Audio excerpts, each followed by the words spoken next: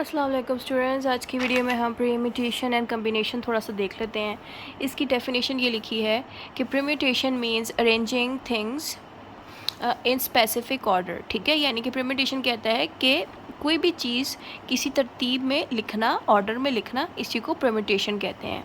Here the order is important, यानी कि permutation के अंदर ऑर्डर में यानी कि तरतीब दे के लिखना बहुत इंपॉर्टेंट होता है। Changing the order gives a different result. अगर ऑर्डर चेंज हो जाएगा तो जो रिज़ल्ट निकलेगा ना उस ऑर्डर चेंज होने से, तो उस यहाँ पे वही बात लगी कि रिज़ल्ट क्या निकलेगा ऑर्डर चेंज होने से, वो बात यहाँ एक्सप्लेन कर दी है। एग्जाम्पल पे अगर आप तवज्जो दें तो यहाँ पे कह रहे हैं कि ABC 3 वर्ड्स लिखे हुए हैं। अब ये कॉम्बिनेशन इस तरह से भी बन सकते हैं, ABC, ACB, BAC, CAB and CBA। मतलब एक ही 3 डिजिट्स है, लफ्ज़ से 3 हो तो उसके कॉम्बिनेशंस बना दी। इसी 3 को हम, इन्हीं कॉम्बिनेशन को हम परम्यूटेशन कहते हैं। अब जो परम्यूटेशन है हम कैसे यूज़ करते हैं? Permutation is used when position और order matters like ranking student, यानी कि स्टूडेंट्स को डिफरेंट पोजीशंस पे रखना, किताबों को एक तरतीब से रखना ऑर्डर दे के, कोई पासवर्ड सेट करना मोबाइल वगैरह पे। ठीक है, ये चीज़ भी परम्यूटेशन की कुछ एग्जांपल बन सकती हैं। परम्यूटेशन का मज़ीदा मतलब ये दे सकते हैं, परम्यूटेशन मीन्स अरेंजिंग। ठीक है, ये सारा बेसिकली थ्योरी बेस्ड मैंने आपको आंसर दे दिया कि थ्योरी टाइप का क्वेश्चन कैसे दिया जा सकता है। देन हमारे पास आ जाता है फार्मूला। ये परम्यूटेशन का फार्मूला है। इसी फार्मूला को यूज़ करके मैंने यहाँ पे परम्यूटेशन को सॉल्व किया है। ठीक है, अब सपोज़ ये क्वेश्चन आ गया एग्जाम में, पता नहीं क्या उठा के दें। अगर इस तरह का कोई क्वेश्चन आ गया परम्यूटेशन से रिलेटेड और आपसे कहा गया कि फाइंड द परम्यूटेशन, ठीक है, और आपको एक नंबर दे दिया गया 12 और एक R वाला नंबर 2 दे दिया। ठीक है, आपने क्या करना है, सिंपली लिख देना है n जो है वो 12 है, R जो है वो 2 है। परम्यूटेशन का फार्मूला यहाँ पे इस तरह से लिख दें। अब n की जगह क्या अमाउंट थी 12, जैसे क्वेश्चन में, वो आपने यहाँ डाल दी, और ये जो साइन है n के साथ वो भी एज़ यूजुअल डाल दिया। नीचे n के अंदर वही एज़ यूजुअल 12 वाली अमाउंट डाल दी। R के साथ अमाउंट क्या थी 2, जैसे कि यहाँ लिखी गई है वो डाल दी। ठीक है, अब करना क्या है, 12 के अंदर से 2 अगर आप माइनस करते हो, पीछे क्या रह जाता 10। ठीक है, और यहाँ एक छोटी सी मिस्टेक मैंने कर दी कि इधर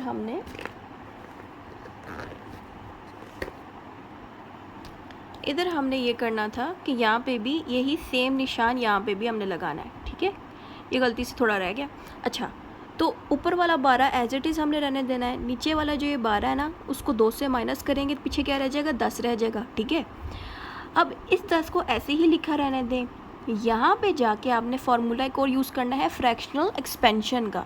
फ्रैक्शनल एक्सपेंशन कहते हैं, अब यहाँ 12 है ना, तो हमने 12, फिर 12 से पीछे रिवर्स पे जाएं, 12 के पीछे जाएं तो 11 आता है, 11 के पीछे जाएं 10, 9, 8, 7, 6, 5, सेम जैसे कि उल्टी गिनती नहीं होती, बिल्कुल वैसे ही उल्टी गिनती आपने करनी होती है।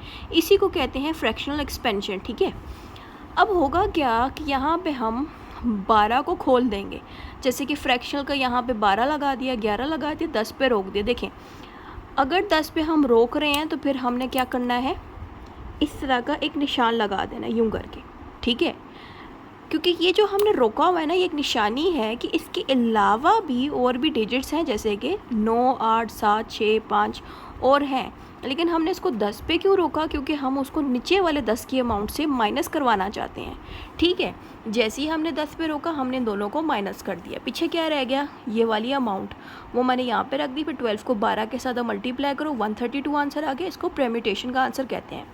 तो इस तरह से हमने फार्मूला की मदद से इसको सॉल्व किया। अब कॉम्बिनेशन देख लेते हैं कि कॉम्बिनेशन में आपने क्या क्या चीज़ें रीडिंग करनी है।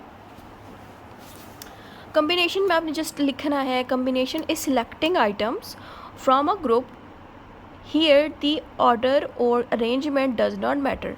यहाँ पे ये कह रहे हैं कि किसी स्पेसिफिक वैल्यू या अमाउंट को आप जो है ग्रुप से निकालते हो, यानी कि किसी ग्रुप में बहुत से नंबर लगे होते हैं, वहाँ से कोई स्पेसिफिक नंबर, कोई ख़ास नंबर आप चुन लेते हो। इसी कॉन्सेप्ट को हम कॉम्बिनेशन कहते हैं। ठीक है, तो कॉम्बिनेशन के पॉइंट में अरेंजमेंट और ऑर्डर मैटर नहीं करता, जस्ट सिलेक्टिव चीज़ मैटर करती है कि किस चीज़ को आपने चुना है। इसमें आप एग्जांपल देख लें कि सपोज देयर आर ABCD, बहुत से अल्फ़ाबेट्स हैं, लेकिन यहाँ से कॉम्बिनेशन ने क्या किया, सिर्फ A और B को चुन लिया। ठीक है, तो ए बी को जब चुन लिया तो ए बी इस तरह से भी लिखा जा सकता है, बी ए इस तरह से भी लिखा जाता है, लेकिन चीज़ तो सेम ही है, यानी कि लफ्ज़ वही सेम है लेकिन अरेंजमेंट चेंज कर दी है। तो अरेंजमेंट से इसका कोई कंसर्न नहीं है, ये चीज़ नहीं देखता ए को पहले लिखें तो बी को इस तरह कर लें तो फ़लाँ को इस तरह तरतीब दे दें, ये तरतीब को नहीं देखता, ये सिर्फ ये देखता है कि जिस चीज़ को चुना जा रहा है उसी को ही आगे कंटिन्यू किया जाए। यानी कि ऐसा नहीं हो सकता ए बी के बाद आप बी डी कर दो, नो। जैसे कि यहाँ ए है तो बी के साथ भी दोबारा एज यूजुअल ए ही लगेगा, तो यही बात यहाँ बता रहे हैं। अब हमने क्या करना है, बताना है कि use of combination are used when only selection matters, यानी कि कम्बिनेशन हम तब यूज़ करते हैं जब चुनना, किसी स्पेसिफिक लफ्ज़ को चुनना बहुत इंपॉर्टेंट होता है, मैटर करता है। इसकी एग्जांपल इस तरह से दे सकते हैं, choosing a team from a player, उसके अलावा सिलेक्टिंग क्वेश्चंस टू आंसर, ठीक है। तो इस तरह के दो एग्जाम्पल दे दी। ऊपर वाले अगर एग्जाम्पल मुश्किल लग रही है ये लिख लें कि आपको बहुत से सवालात आ रहे हैं एग्ज़ाम पेपर में, 10 हैं, 10 में से वो कहते हैं कोई भी आप 5 लिख लो, ठीक है, 10 में से कोई भी 5 लिख लो। तो आप जो 5 चुनते हो वो आप क्या कर रहे हो, कम्बिनेशन कर रहे हो, ठीक है। मीनिंग ऑफ कम्बिनेशन का मतलब है combination means choosing, that's it. Formula जो है बेसिकली पूरा फार्मूला इस तरह से दिखता है, यानी कि यहाँ से स्टार्ट होता है ये इस तरह से, फिर इस तरह करके इसमें ये ऐड हो गया, फिर ये एंड पे जाके ये निकला, ठीक है। असल में ओरिजिनल फार्मूला कम्बिनेशन का जस्ट इतना सही है, यानी कि ये जो पोर्शन है ना, ये और ये वाला, ये दो, बस ये मेन फार्मूला, दैट्स इट। आपने इसको यूज़ करना है। बुक में क्या होता है ना कि इस तरह से पूरा दे दिया जाता है, स्टूडेंट्स को पता ही नहीं लगता मेन फार्मूला क्या है, तो मेन फार्मूला जस्ट ये है इसका। अब हम देखते हैं कि कॉम्बिनेशन के फार्मूला की मदद से कैसे जवाब को हल किया गया है। तो यहाँ पे आप क्वेश्चन देखें, a committee of 5 members is to be formed from a group of 10 people, ठीक है, कि 10 टोटल बंदे थे और 5 सिलेक्टिव बंदे से कमेटी बनाई जाएगी, जस्ट जनरल बात हो रही है। तो यहाँ 5 क्या है, 5 बेसिकली कम्बिनेशन है। कैसे मैंने पहचाना, क्योंकि 5 लोग सिलेक्ट किए गए हैं, ठीक है। तो यहाँ पे भी आपने इसी तरह लिखना है कि नंबर मीन्स कि टोटल वैल्यू कितनी थी, 10, तो 10 हमने यहाँ लिख दिया, या आपने खुद अपने दिमाग को यूज़ करना है कि टोटल अमाउंट क्या दी गई है और सिलेक्टिव क्या है, तो उस हिसाब से आपने लिखना है। और आर में हमेशा वो वैल्यू लिखी जाएगी जो कि सिलेक्ट हुई है, ठीक है। फार्मूला ऑफ कम्बिनेशन जो मैंने बताया था वो यहाँ लिख दिया। अब हमने क्या किया कि एन की जगह हमने 10 चुना था तो यहाँ लिख दिया, आर के साथ 5 चुना था यहाँ लिख दिया, बाकियों के साथ जो अमाउंट है वो एज़ यूजुअल डाल दी, जैसे कि एन के अंदर 10 थी वो 10 डाल दी, नीचे फिर एन है नीचे फिर 10 डाल दिया, आर के साथ 5 लगा दिया, फिर यहाँ पे भी आ रहा है यहाँ पे भी 5 लगा दिया। अब हमने 10 में से 5 निकाले, पीछे कितने रह गए, 5 रह गए। अब इस पे ये साइन कैसे आ गया, ये वाला, ये साइन कैसे आया, ये यहाँ पे मौजूद था, ठीक है, ये साइन यहाँ पे मौजूद था। तो जब हमने 10 में से 5 निकाले, यही साइन ऑटोमेटिकली उस 5 के साथ आ गया, जो कि यहाँ पे माइनस होके आया था 5, ठीक है। ये जो 5 है ये एज यूजुअल नीचे आ गया, ठीक है।